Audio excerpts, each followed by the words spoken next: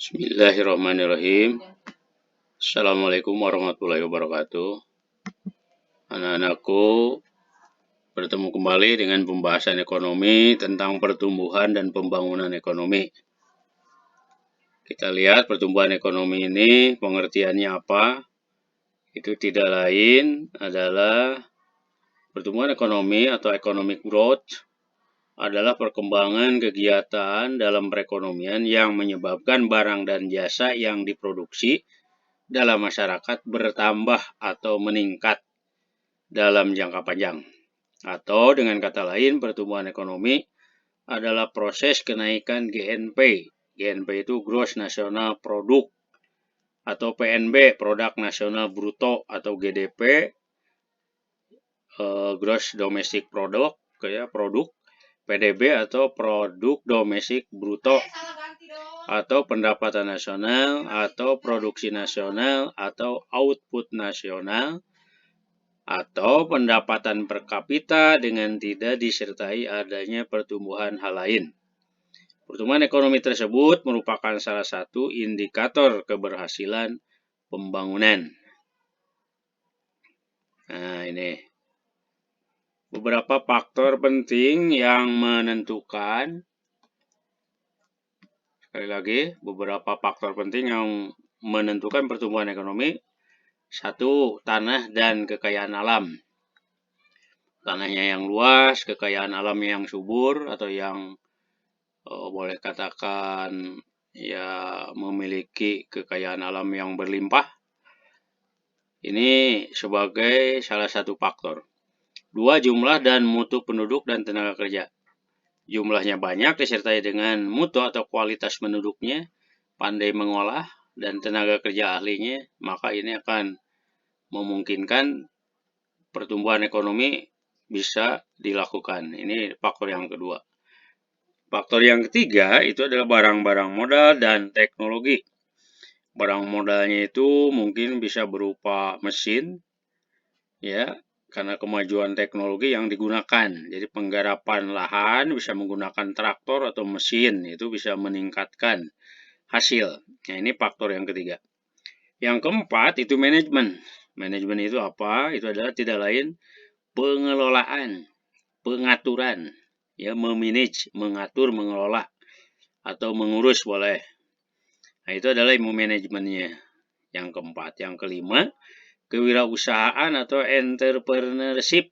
Entrepreneurship, kewirausahaan. Dia berbakat tidak dalam bidang wirausaha. Kalau dikelola sama orang yang berbakat, maka kemungkinan produksi akan berlimpah, akan terkoordinir dengan baik. Berikutnya adalah 6, sistem sosial dan sikap masyarakat. Sistem sosial dan sikap masyarakatnya yang boleh katakan kompak, tambah lagi misalnya peranata di masyarakatnya itu ada unsur saling menghargai dan saling ingin memajukan. Toleransinya tinggi, itu kerjasama gotong royong akan tercipta. Hingga kemungkinan besar proses produksi akan bisa didukung secara bersama-sama. 7, luas pasar sebagai sumber pertumbuhan. Nah, ini pasar ini merupakan gerbang ke-7 terakhir. Dimana kalau produksi sudah ada, nah mungkin nanti larinya kepada yang disebut dengan pemasaran atau marketing. Jadi kalau proses marketingnya sangat luas, maka hasil dari produksinya itu akan mampu terdistribusikan ke berbagai penjuru. Maka di situ kemungkinan produk menjadi laku. Ini yang ketujuh, jadi ada 7 faktor ya dalam menentukan pertumbuhan ekonomi. Mungkin meningkat atau misalnya menurun. 2, cara mengukur pertumbuhan ekonomi. Rumus untuk mengukur pertumbuhan ekonomi adalah sebagai berikut. Pertumbuhan ekonomi tahun T, tahun tertentu, delta GNP dibagi GNP TOK kali 100%. Nah, ini keterangannya kita lihat. Delta GNP berarti perubahan yang diperoleh dari GNP tahun ini dikurangi GNP tahun lalu. Misalnya 2021 sekarang, nah dikurangi oleh 2020. GNP TOK, GNP sebelum berubah, GNP tahun lalu. Artinya tahun lalu tahun 2019 atau 2020. Contoh kita lihat tahun 2012 sebesar Rp800 ataupun 800 triliun rupiah, dan GNP tahun 2013 sebesar Rp900 triliun. Maka besarnya pertumbuhan ekonomi tahun 2013 adalah 900 dikurangi 800. 900 triliun dikurangi oleh 800 triliun dibagi tahun sebelumnya, yaitu 800 triliun rupiah. Nah, ini kali 100%, maka hasilnya ada 12,5%. Ini tingkat pertumbuhan ekonomi. Jadi pertumbuhan ekonomi itu antara tahun saat ini dengan tahun sebelumnya dibandingkan. Selisihkan lalu dibagi oleh tahun sebelumnya. Sementara itu, tolak ukur yang paling baik untuk menunjukkan adanya perkembangan ekonomi suatu negara adalah pendapatan nasional bruto real (PNB real) yang dapat dihitung dengan rumus sebagai berikut. PNB real TN ya, tahun tertentu sama dengan IHT 1, indeks harga tahun dasar T0 itu, dibagi indeks harga tahun N ya, kali PNB TN ya. Nah, ini adapun keterangan IHT to, indeks harga pada tahun dasar, itu IHT O ya, atau IHTO, indeks harga tahun to. PNB real to, PNB real pada tahun N, maaf ini PNB real TN ya, itu PNB real pada tahun N. Lalu IHTN, indeks harga pada tahun N. PNBN, PNB pada tahun N. Nah, ini rumusnya. Mari kita lihat contohnya. Pada tahun 2012, PNB suatu negara 794 triliun rupiah. Dan pada tahun 2013, PNB menjadi 904 triliun rupiah. Dari 794 menjadi 904. Sedangkan indeks harga tahun 2012 140 dan indeks harga tahun 2013 175. Tentukan besarnya PNB real tahun 2013. Maka jawabannya melalui rumus PNB real tahun 2013. Ini sesuai dengan rumus 140 ya, dibagi 175. 140 itu indeks harga tahun 2012. IHTO ya, dibagi IHTN, berarti 140 dibagi 175 kali 904 triliun rupiah. 904 triliun rupiah itu merupakan PNB di tahun 2013. Jadi PNB tahun N, tahun tertentu. Artinya tahun 2013, bukan tahun sebelumnya. Nah, hasil jumlahnya kurang lebih 723,2 triliun rupiah. 723,2 triliun rupiah. Itu adalah hasilnya dari yang dimaksud dengan PNB real tahun N. Tahun N ini tahun dasar ya, tahun dasar saat. Maaf, tahun-tahun yang ditanyakan tahun N. Tahun N, jadi tahun ini lah gitu ya. Nah, ini ya. Baik, kita lanjut berikutnya. Ini nanti bisa dikerjakan oleh Anda untuk latihannya.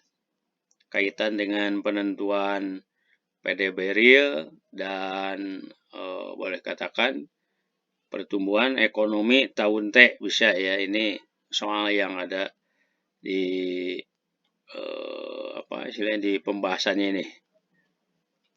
Nah, ini bisa dicoba-coba nanti untuk menentukan ya laju pertumbuhan ekonomi dan PDB real tahun N.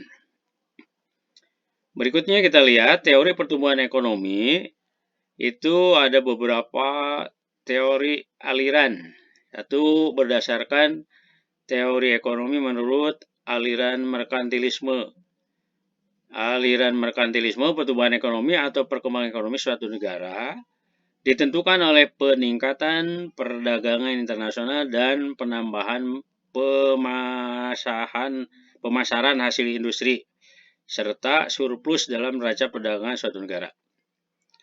Teori pertumbuhan ekonomi menurut aliran klasik, ini ada pendapatnya, ada dari Adam Smith, ada dari David Ricardo. Ini aliran klasik.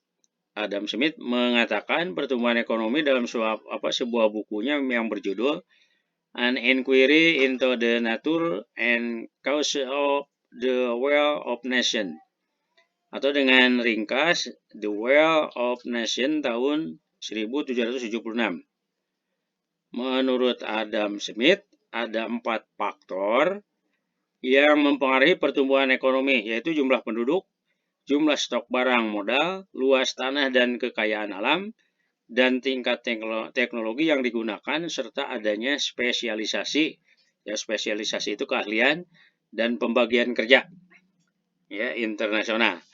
Sedangkan untuk sumber kemakmuran menurut aliran klasik adalah kerja atau kerja yang produktif. Ini aliran klasik, ya, dari Adam Smith. David Ricardo mengemukakan teori pertumbuhan ekonomi dalam sebuah buku yang berjudul The Principle of Political Economic and Taxation. Ya, taxation. Menurut David Ricardo, pertumbuhan ekonomi suatu negara ditentukan oleh pertumbuhan penduduk. Dengan bertambahnya penduduk akan menambah tenaga kerja dan akan membutuhkan tanah atau alam. Nah, ini dari David Ricardo. Mungkin bisa dibandingkan oleh Anda nanti di teori pertumbuhan ekonomi klasik. Ya. Lalu ya ini teori pertumbuhan klasik ya kedua. Yang ketiga, teori pertumbuhan ekonomi neoklasik. Joseph Schumpeter mengatakan bahwa pentingnya peranan pengusaha dalam menciptakan pertumbuhan ekonomi, dan para pengusaha merupakan golongan yang akan terus-menerus membuat pembaruan atau inovasi dalam ekonomi. Inovasi itu apa? Itu temuan baru, ya. Orang yang menemukannya inovator. Sehingga tingkat pertumbuhan perekonomian suatu negara terjadi jika para pengusaha terus-menerus mengadakan inovasi dan mampu mengadakan kombinasi baru atas investasinya atau proses produksinya. Di antaranya A. Penggunaan teknik produksi yang baru. Nah, ini teknik produksi yang baru, misalnya digunakan apa tidak. Ini kata Joseph Schumpeter. B. Penemuan bahan dasar yang baru. Jadi bahan dasar yang baru ini diketemukan apa tidak, ya, sebagai bahan untuk dikelolanya. C. Pembukaan daerah pemasaran yang baru, ini sehingga misalnya mudah untuk dipasarkan. Yang D. Penggunaan manajemen yang baru, berarti pengelolaannya yang baru. Kemudian E. Penggunaan teknik pemasaran yang baru. Ya, tadi mah daerah pemasarannya, daerah mana aja, kalau ini teknik pemasarannya. Teknik pemasaran, ya. Jadi kaitan dengan teknik. Kaitan dengan teknik ini supaya laku di pasaran gimana, misalkan apakah dengan iklan dulu, yang sifatnya iklan itu tuh attract attention. Jadi AIDAS, attention, interest, desire, action, and satisfaction. Satisfaction itu kepuasan setelah membeli. Kalau attention menarik perhatian, interest menarik minat, desire keinginan untuk membeli oleh pihak masyarakat atau konsumen, action lalu terjadinya action ini kegiatan untuk membeli, dan satisfaction kepuasan bagi konsumen setelah membeli. Kalau unsur-unsur seperti itu sudah ada, berarti teknik pemasarannya ini sudah berjalan. Nah, yang berikutnya adalah menurut Harodomar.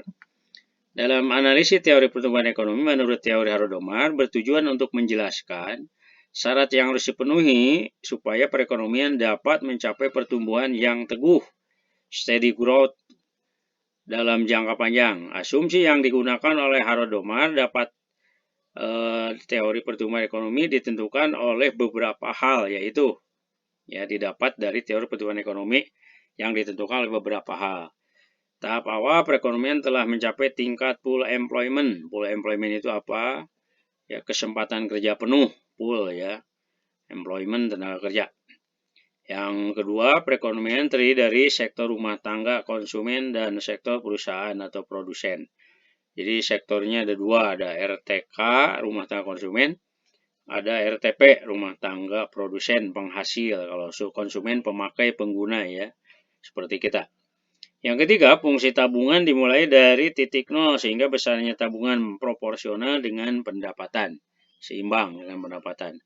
Hasrat menabung batas marginal propensity to save ya atau MPS, marginal propensity to save, besarnya tetap.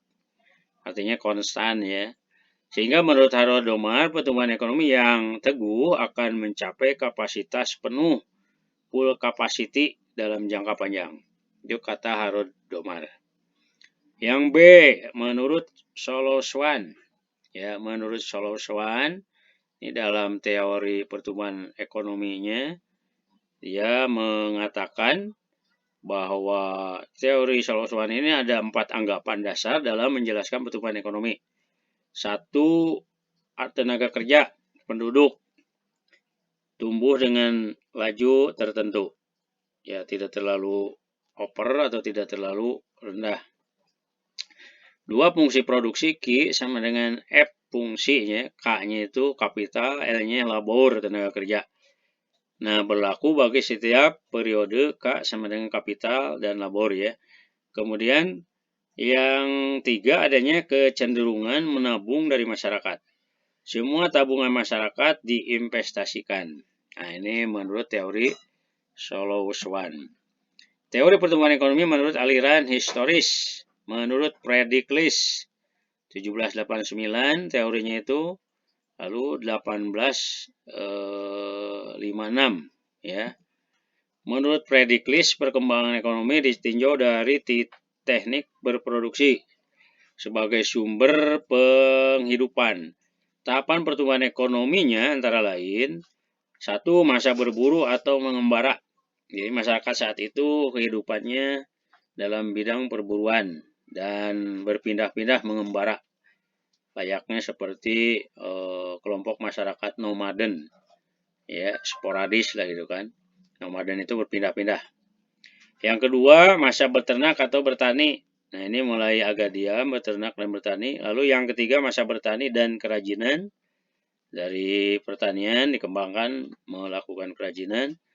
Dan yang keempat, masa kerajinan industri dan perdagangan.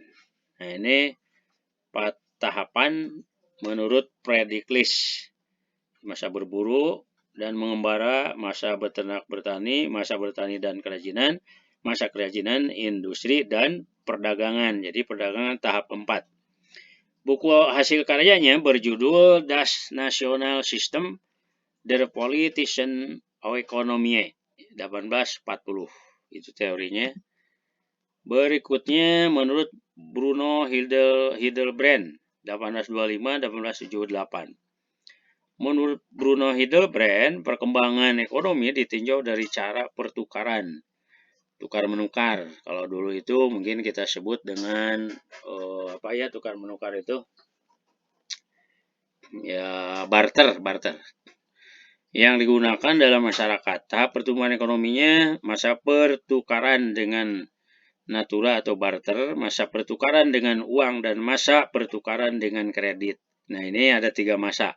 Masa pertukaran dengan barang atau dengan secara natural, ya, masa pertukaran dengan uang yang kedua, dan ketiganya masa pertukaran dengan kredit atau giral. Giral ini sebagai ya uang mana disebutnya uang elektronik ya. Ini masa-masa menurut Bruno Hildebrand. Pendapatnya ditulis dalam sebuah buku yang berjudul Die National Economic der Gegenwart and Zukunft 1848. Itu bukunya. Lalu kata Karl Bucher 1847-1930 dalam teori historisnya.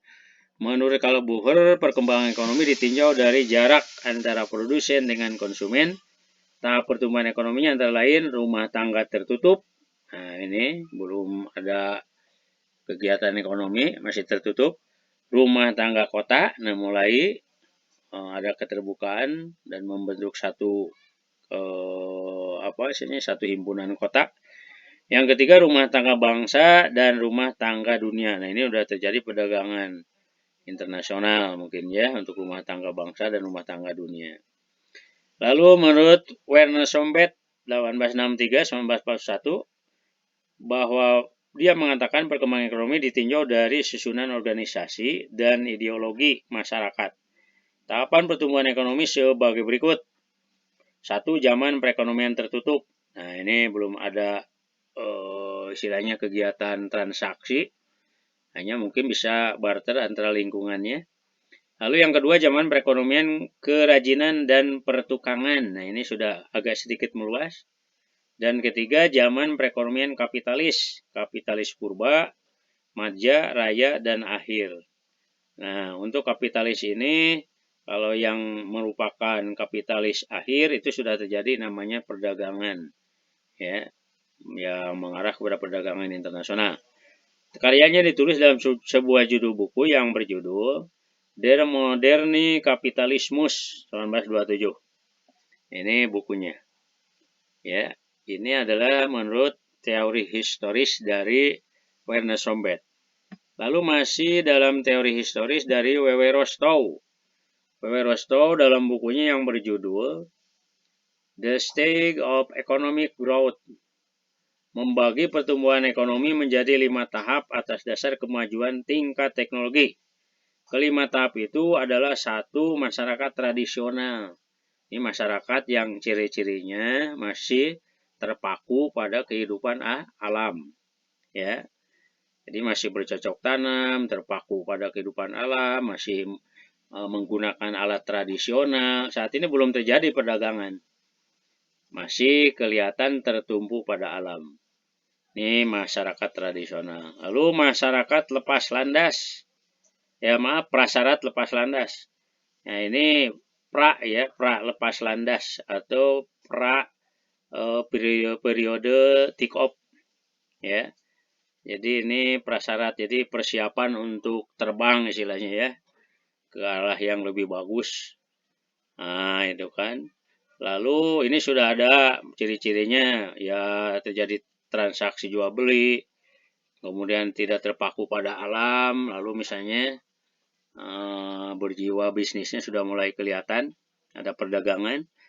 Lalu tahap ketiga itu adalah periode lepas landas atau periode take off. Ya. Nah, ini berarti mulai terbang ini. Artinya sudah melakukan perdagangan internasional, ciri-cirinya itu. Orang tidak terlalu terpaku pada alam, jadi bukan hanya bercocok tanam dan bertani saja, tapi dunia industri, perdagangan sudah mulai digarap. Ini pada fase ketiga. Lalu fase gerakan ke arah kedewasaan. Nah, ini udah mapan, artinya sudah terjadi hubungan perdagangan dengan pihak luar negeri. Ya, ke arah kedewasaan, misalnya negara mana itu biasanya negara-negara yang memiliki predikat sebagai negara berkembang, ya, mau mengarah kepada kedewasaan, ya. Kemudian yang berikutnya itu tahap konsumsi tinggi. Jadi fase tahap konsumsi tinggi atau high economic biasanya ini ditandai dengan semakin banyaknya kegiatan daripada ekonominya. Selain industri, juga perdagangannya semakin meluas. Jadi tidak terpaku kepada alam bercocok bercocok tanam. Nah, ini tahap konsumsi tinggi biasanya itu dimiliki oleh negara-negara maju. Apakah itu negara misalnya Amerika Serikat, apakah Jepang, Switzerland, Saudi Arabia, ya negara-negara maju saja. Ya.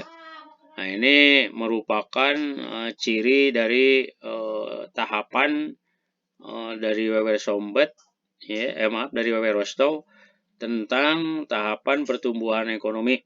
Ini yang kelima. Kalau ditanya misalnya Indonesia berada di mana, itu mungkin bisa berada di tahap ketiga, ya, antara prasyarat dengan lepas landas, ya. Nah ini karena disinyalir kita masih banyak impor dari negara-negara maju yang berpredikat sebagai negara tahap konsumsi tinggi. Ya, nah ini di dalam pertumbuhan ekonomi. Jadi kalau kita lihat kesimpulan pertumbuhan ekonomi ini itu tidak lain merupakan kondisi di mana terjadinya peningkatan atau kenaikan ya kegiatan perekonomian, terutama proses kenaikan GNP atau PNB. Ya, GNP itu Gross National Product atau PNB produk nasional bruto. Jadi pendapatan barang dan jasa yang dihasilkan secara nasional secara kotor, belum dikurangi oleh penyusutan, oleh produk neto terhadap luar negeri, karena banyak di kita usaha-usaha orang asing yang memiliki kriteria yang belum dikurangkan oleh itu. Nah, ini adalah merupakan salah satu kondisi pertumbuhan ekonomi. Baik anak-anakku, mungkin bahasan pertumbuhan ekonomi dan teori pertumbuhan ekonomi cukup sekian, dan lebih kurangnya barangkali seperti itu nanti mohon untuk dipelajari lagi, dan silakan nanti untuk tugasnya sesuai dengan yang diinstruksikan oleh Bapak bisa dilihat dari buku paket yang Anda miliki. Ya, karena apapun alasannya kalau belajar secara daring berarti otomatis Anda pun dituntut harus aktif, jangan berpangku tangan karena kondisi saat ini seperti itu. Insya Allah kedepannya mungkin ada tatap muka, ya kita sampaikan secara lebih gamblang lagi mana yang akan sedikit verbalisme bagi Anda, terutama untuk dipahaminya. Nanti untuk di kelas barangkali kita akan banyak bicara tentang hal ini. Baik anak-anakku, terima kasih atas segala perhatiannya, dan mohon untuk dikerjakan tugas-tugasnya ini, karena tugas-tugas ini pun merupakan salah satu wahana untuk salah satu usaha alat untuk mencoba di mana Anda tidak menunggu, ya artinya memiliki satu bentuk inisiatif, ya apalagi dilengkapi dengan memilikinya buku paket, ya. Baik anak-anakku, terima kasih atas segala perhatiannya, ya hanya segitu aja. Assalamualaikum warahmatullahi wabarakatuh.